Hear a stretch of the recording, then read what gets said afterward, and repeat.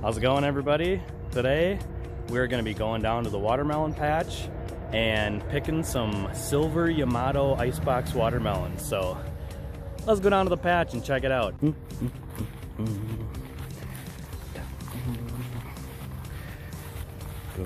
down to the melon patch.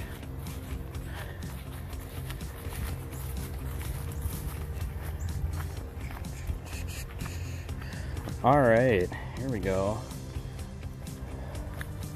Ooh, there's a pretty good sized one right there. All right, so you can see right here, the tendril is completely dried up. So most of the time, that's gonna mean that this melon is ready. But you can also look on the bottom. See, look at that, it just popped right off. So this one, it only has a white blotch right here. And most of the time on regular watermelons, you're gonna wanna look for a yellow spot. White spot means it's about half done, but on these silver Yamatos, it's a little different because they seem to ripen a little faster than the yellow spot indicates. So I usually pick them when they've got the white to yellow spot on the bottom. So come over here and check these. See again right here, that tendril is all dried up. So that's usually an indicator that these melons are done. And see, this one doesn't have any kind of a yellow spot or white spot at all. So we're just gonna leave him for a couple more days.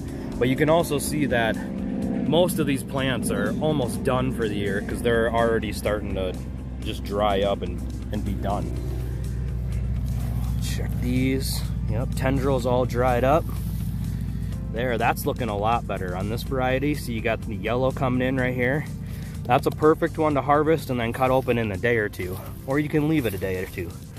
This one's just white. A couple more right here. Yeah, see, this one's got a good amount of yellow for this variety. Now, if this was a red flesh variety, I would definitely let this go till it's completely yellow. Again, the tendril is completely dried up. I usually leave them about a week past when the tendril is dried up, depending on the variety. See, that one's got white.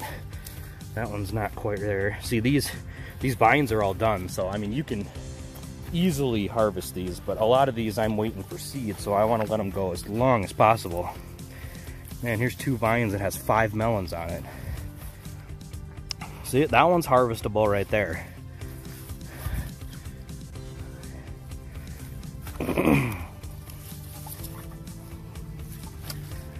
Some decent ones.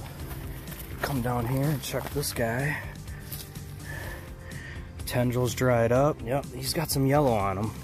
So, I'm gonna break out our trusty pruner.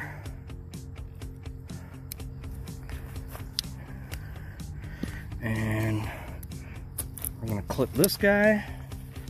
And we're gonna come back over here. Oh, now see here, look at this one. Tendrils dried completely. And look at this one, probably burst open yesterday because it was overripe. Or no, it just broke open because it had too much water the other day when we had 1.5 inches of rain. You can tell because all the seeds in here are underdeveloped. They're all white, and obviously it just burst because it had a rush of moisture. That can happen too if you water your melons too much. You always want to wait usually a few days after a heavy rain or heavy moisture, because melons have to redevelop sugars after a lot of moisture. So we're gonna grab a couple of these and head up to the kitchen where we'll cut them open and see what we can find.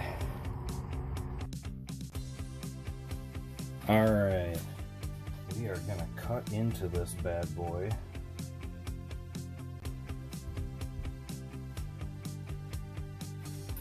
Turn it so, ooh, see, immediately cracks open.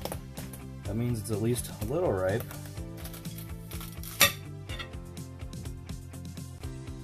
Ooh, look at that.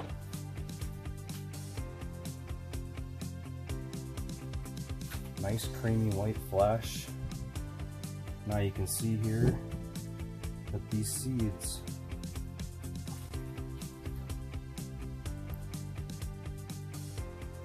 brown with a little white on them. Well, a lot of white. That means they're not quite mature. This melon was probably maybe 2-3 days from being mature. I usually like to give them about a week after I think it's ripe, but the vines were pretty dead on these. So we picked them. Yeah, see, those are all brown. Those are pretty good. So those brown seeds are definitely viable.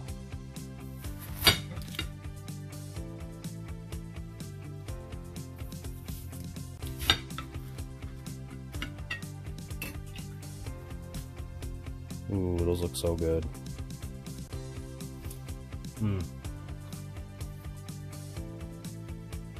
Super sweet and delicious.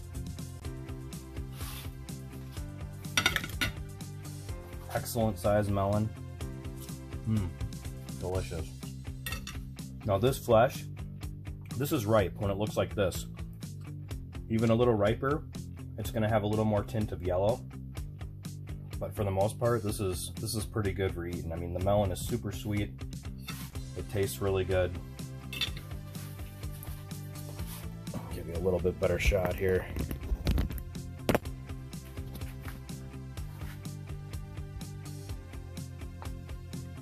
They are quite tasty. Seeds are about 50-50, so we probably could have done a little longer in the garden. But they are absolutely delicious. Very sweet. They have hints of Asian pear and citrus. Definitely a melon I'm gonna grow for a long time. Definitely worth it too. I mean, they're all like anywhere from 2 to 6 pounds. I had one that was like an 8-pounder, but they are super sweet and juicy. So yeah, thanks for joining me on this little adventure of opening up these melons. This is one I hadn't done before, but it's excellent Japanese heirloom. Super sweet, crisp, and delicious. It's got a really clean taste to it.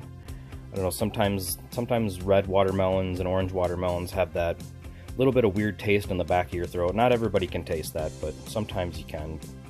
These are just absolutely delicious. Definitely a excellent short season icebox melon. I grew a good 60 of them this year in Minnesota. I transplanted my plants. I grew them from seed in my greenhouse, then transplanted them into the garden probably the second week of July.